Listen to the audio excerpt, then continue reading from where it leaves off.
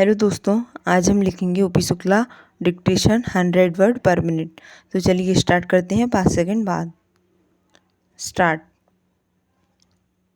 श्रीमन, यह 7वीं योजना उत्पादन, काम और रोटी के नारे से शुरू हो रही है, लेकिन मैं समझता हूँ कि इन तीनों उद्देश्यों को प्राप्त करने के जो तरीके हैं वे आपने ऐसे अपनाए हैं जिनसे लक्ष्य प्राप्त नहीं हो सकते। मान्यवर उत्पादन 2 जगहों पर हो रहा है, खेती में और कारखानों में। खेती की जो दुर्गति आपके शासन में हो रही है वह सबको मालूम है। खेती के लिए आपके पास कोई योजना नहीं है। कभी भी आपने इस देश की एक एक इंच ज़मीन को पानी देने का प्रबंध नहीं किया। जहाँ जैसा मन में आया वहाँ वैसा किया। आपने कोई ऐसा सर्वेक्षण नहीं कराया जिससे कि सिंचाई का प्रबंध किया जा सके। मैं आपसे निवेदन करना चाहता हूँ कि आपके विभाग में जो लोग बैठे हुए हैं उनके दिमाग में यह बात बैठी हुई है कि अगर खेती के माल का दाम बढ़ा दिया जाए तो शहर का आदमी आपसे नाराज हो जाएगा और चुनाव में आपको वोट नहीं देगा। लेकिन मैं आपसे यह कहना चाहता हूँ कि जब तक खेती में जो लागत आती है उसके अनुसार किसान को दाम नहीं मिलेंगे तो वह उत्पादन कैसे बढ़ाएगा।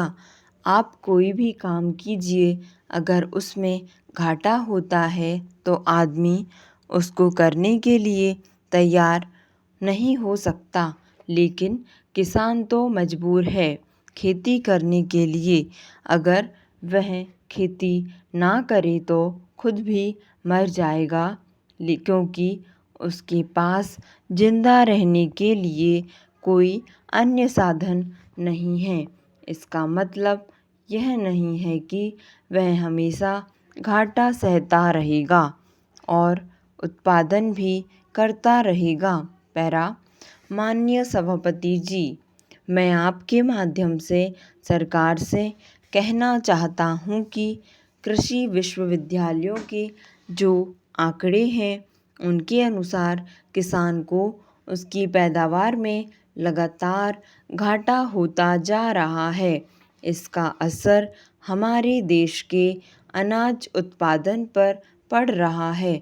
जब तक आप कारखाने के माल और खेती के माल के दाम तय करने के लिए समान नीति नहीं अपनाएंगे तब तक कृषि उत्पादन नहीं बढ़ाया जा सकता और किसान सुखी नहीं हो सकता है। कृषि पर निर्भरता समाप्त होती जा रही है और गांव के लोग शहरों की ओर भागकर बेकारों की संख्या में वृद्धि कर रहे हैं। आप जितनी भी योजनाएं बनाते जा रहे हैं, देश में उतनी ही बेकारी बढ़ती जा रही है।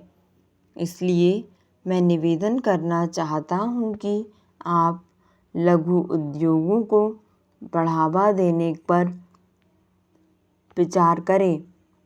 जब तक आप छोटे और कुटीर उद्योगों को बढ़ावा देने की नीति नहीं अपनाएंगे तब तक इस देश में बेरोजगारी की समस्या को दूर करना संभव नहीं हो सकता।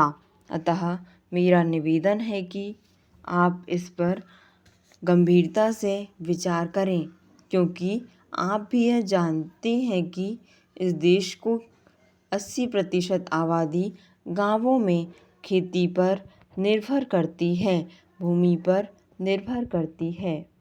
स्टॉप।